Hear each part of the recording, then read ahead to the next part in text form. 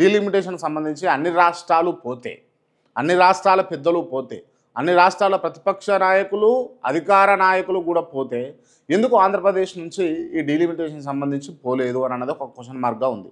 ఎందుకంటే ఈ డీలిమిటేషన్ వల్ల దక్షిణాది రాష్ట్రాలకు నష్టం జరిగే అవకాశాలు ఉంటాయి.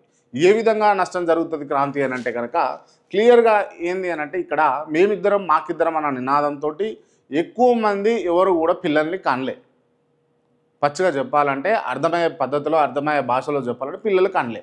ఈ డీలిమిటేషన్ దేని ఆధారంగా చేస్తూ ఉన్నారు అంటే జనాభా ప్రాతిపదికన డీలిమిటేషన్ చేస్తూ ఉన్నారు. సో ఉత్తరాది రాష్ట్రాలలో సీట్లు పెరిగే అవకాశం ఉంటుంది. దక్షిణాది రాష్ట్రాలలో సీట్లు పెరగకపోవడం పక్కన పెడితే ఇక అసలుకే ఎసరు వచ్చే అవకాశాలు ఉన్నట్లున్నాయి.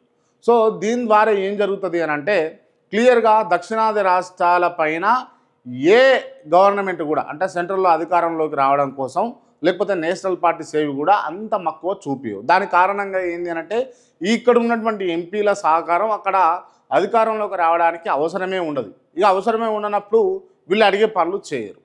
అంతో ఇంతో ఇవాళ దక్షిణాది రాష్ట్రాల్లో ఉన్నటువంటి ఆంధ్రప్రదేశ్ కావచ్చు, తెలంగాణ కావచ్చు, ఇట్లా అక్కడ సపోర్ట్ చేయడం వల్ల ఇవాళ అధికారంలో భాజపా ఉన్నది అని చెప్పేసి ఎన్డీఏ కూటమి ఉందని చెప్పేసి చెప్పుకోవచ్చు.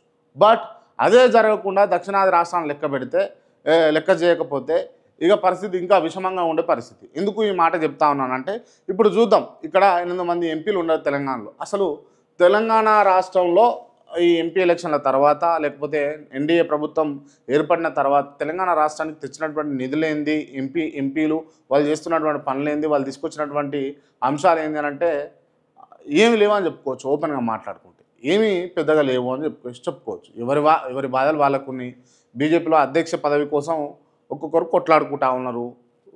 వాటి కోసమే ఆ ఢిల్లీ ప్రయాణాలు అవుతూ ఉన్నాయి. సో వీటి మీద ఉన్నటువంటి కాన్సన్ట్రేషన్ ఇక్కడ లేదు.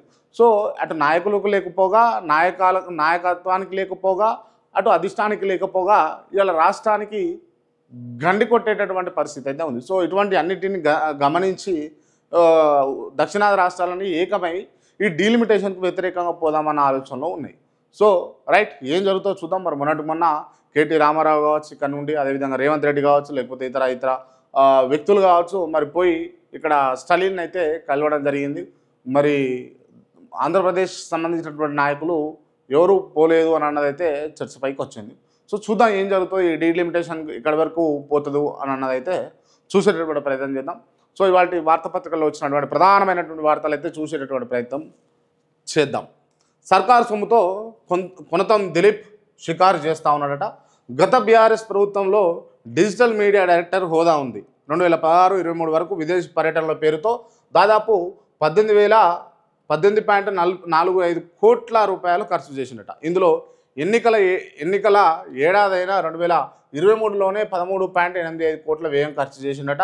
ఆర్బీఐ సమాచారంతో బయటకు వచ్చినటువంటి భాగవతం అని చెప్పేసి కొనతం దిలీప్ సంబంధించినటువంటి అంశాన్ని వెలుగు దినపత్రిక ముచ్చటగా రాసినటువంటి అంశం ఇది. సో స్పీకర్కు ఆదేశాలు ఇవ్వొచ్చా? పార్టీ ఫిరాయింపుల వ్యవహారంలో ఈ అంశంపై మాత్రమే వాదనలు వింటున్నాం అంటున్నటువంటి సుప్రీంకోర్టు.